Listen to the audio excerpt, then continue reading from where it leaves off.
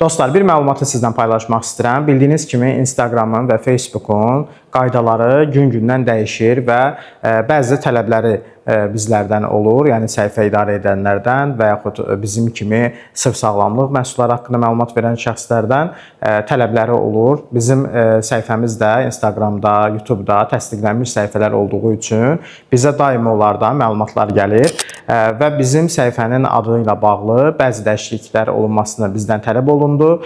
Çünki səhifə adında biraz daha rəsmiyyətin olduğunu və səhifənin daxilində isə sağlamlıq məlumatları paylaşıldığı üçün o təsdiqlənməyə mənfi reaksiya gəlmişdir. Buna görə də biz səhifəmizin adını daha sağlamlığa uyğun bir şəkildə sadə bir dəyişiklik etdik. Amma yenə də paylaşımlarda şəxsən mən özüm olacağam. Yenə sizə daha ətraflı məlumatlar verəcəm. Yenə səhifəni lazım olduğu kimi sizə faydalı şəkildə idarə etməyə çalışacağam. Bu məlumatları sadəcə sizə verdim ki, daimi səhifəni izləyən insanlarda adın dəyişikliyini görüb mən olmadığımı fərz edənlər ola bilər və yaxud səhifənin dəyişdiyini hiss edənlər ola bilər.